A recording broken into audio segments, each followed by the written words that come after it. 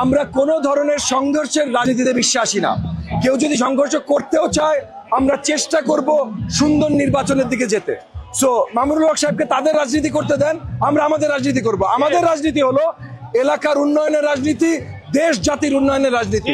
জনাব তারেক রহমান পুরো 20 কোটি বাংলাদেশি জনতার জন্য যেমন কাজ করছেন, 300 আসনে 300 জনকে উনি দায়িত্ব দিয়েছেন ওই আসনের লক্ষ লক্ষ জনগণের জন্য কাজ করবার। আমাকে দায়িত্ব দিয়েছেন এই ঢাকা 13, মোহাম্মদপুর, শেরেবাংলা নগর, আদাবরের জনগণের জন্য কাজ করবার। আমরা সেই কাজগুলো করছি। এই এলাকার সন্ত্রাস দমন করবার জন্য কাজ করছি। এই এলাকার জনগণের যত ভোগান্তি আছে, বেকারত্ব বলেন, রাস্তার দুরবস্থা বলেন, গ্যাস সংকট বলেন, সবকিছু নিরসনের জন্য কাজ করছি। এবং আমরা দেখেছি অত্র এলাকায় একমাত্র আমরাই কাজ করছি।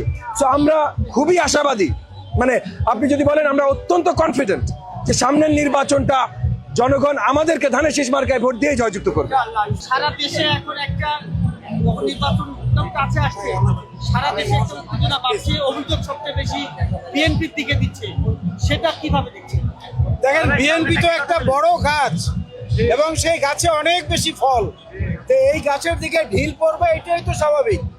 এই গাছে ঢিল না মারলে তো আলোচনায় আসা যাবে না। কিন্তু আমাদের পক্ষ থেকে কথাটা হচ্ছে, আমাদের সমালোচনা করেন, কোনো অসুবিধা নাই।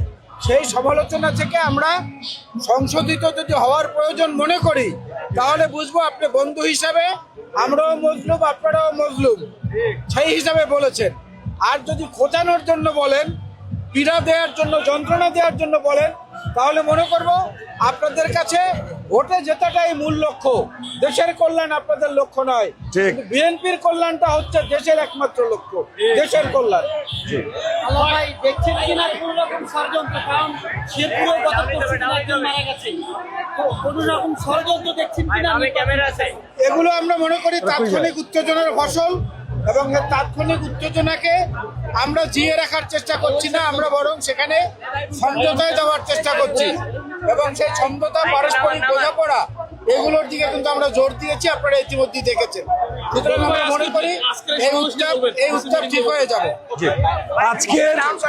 আজকের আমাদের এই সমাবেশ, এই র্যালি আমরা এলাকাবাসীকে জানান দিচ্ছি, তাদের জন্য কি কাজ করছি সেগুলো তাদেরকে জানাচ্ছি। এবং প্রত্যেকটা ভোটারকে, আজকে ছুটির দিন বলেই আমরা আজকে র্যালি রেখেছি। আমরা কোনো সরকারি চাকরিজীবী মানে ওয়ার্কিং ডেতে আমরা কোনো র্যালি রাখি না, যেন কোনো রাস্তা আটকানো বা এই ধরনের দুর্ভোগ না হয়। আজকে ছুটির দিন, জুম্মা বাদে আমরা র্যালিটা রেখেছি, যখন লোকজন ইউজুয়ালি লাঞ্চ করে, বাসায় রেস্ট নেয়, যেন কারো কোনো দুর্ভোগ না হয়। এবং আমাদের হাজার হাজার, এখানে মধ্যে 10,000-এর উপরে আমাদের সাপোর্টাররা আছেন, আমাদের কর্মীবৃন্দ আছেন। আমরা এলাকায় একটা সুন্দর র্যালি করছি, সবাইকে জানানোর যে আগামীর বাংলাদেশ কত সুন্দর করে আমরা গড়বো, এবং আগামীর বাংলাদেশ আমরাই গড়বো। অন্য যে কোনো কেউ, এগেন আপনাকে বলছি, জামাত বলেন, মামুনুল হক সাহেব বলেন, সবার তাদের নিজেদের রাজনীতি আছে, তাদের রাজনীতি সংঘর্ষের হতে পারে, তাদের রাজনীতির অনেক কিছু হতে পারে। আমাদের মাথা ব্যথা না ভাই, আমাদের কাজ দেশ গড়া। কিছুক্ষণ আগে আমরা দেখেছি যে আপনাদেরকে বিভিন্ন রকম উস্কানি, জি, আমাদের নেতাকর্মী কি ধরনের পদক্ষেপ নিচ্ছেন? আমি প্রত্যেকটি নেতাকর্মীকে পরিষ্কার বলে দিয়েছি, কোন ধরনের উস্কানিতে সাড়া না দিতে। কোন ধরনের উস্কানিতে সাড়া দিব না বলে আমরা দুর্বল তা না, কিন্তু সবচেয়ে বেশি শক্তি আমাদের বলেই আমরা, এবং তারা উস্কানিও দিতে চাচ্ছে এই কারণে যে সবচেয়ে বেশি শক্তি আমাদের। তো তারা উস্কানি দিয়ে আমাদের নেতাকর্মীদের যদি খেপিয়ে দিতে পারে, তাহলে অন্য কোনো ঘটনা ঘটাতে পারে, তাহলে তারা হয়তো নির্বাচনকেই প্রশ্নবিদ্ধ করতে পারবে। কারণ নির্বাচন হলে তারা হারবে। সো নির্বাচনকে প্রশ্নবিদ্ধ করতে পারলে হয়তো নির্বাচন থামিয়ে দেওয়া যাবে। আমরা এগুলো হতে দেব না, কোনো উস্কানিতে আমরা সাড়া দেব না। জনগণের জন্য কাজ করছি, জনগণের ভোটেই জয়যুক্ত হয়ে আসবো। মামুনুল সাহেব, অন্য যে কোনো সাহেব কি করলো ভাই, তাদের করতে দেন। শুনেন, বাজে মুখে বাজে কথাই বের হয়। আমরা কাজের লোক ভাই, আমরা শুধুমাত্র কাজই করে যাবো ইনশাআল্লাহ। মোহাম্মদপুরের মানুষ আপনাকে কেন ভোট দেবে? শুনেন, দেশব্যাপী 20 কোটি জনগণ ধানের শীষে ভোট দেবে, কারণ ফ্যামিলি কার্ড থেকে শুরু করে দেশের উন্নয়নের সকল কাজ ধানের শীষ করছে জনাব তারেক রহমানের নেতৃত্বে।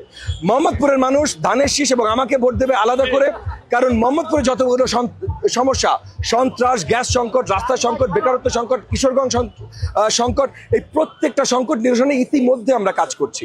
গত 30-40 বছরে কেউ করে নাই, স্পেশালি গত 15 বছরে কেউ করে নাই। গত 16 মাসে বা গত 18 মাসে 5ই অগস্টের পর যারা এখানকার নেতা হিসেবে অনেকে নিজেদেরকে দাবি করে, তারা কেউ কিছু করে নাই। গত 3 মাসে আমরা ইতিমধ্যে অনেক কিছু করা শুরু করেছি। সরকারি দায়িত্বে আসলে পরিপূর্ণভাবে করব ইনশাআল্লাহ। মোহাম্মদপুরকে এই যে রেড জোন থেকে সারা দেশ এবং বিশ্বতে গ্রিন জোন হিসেবে আমরা পরিচিত করবো ইনশাআল্লাহ। Thank you.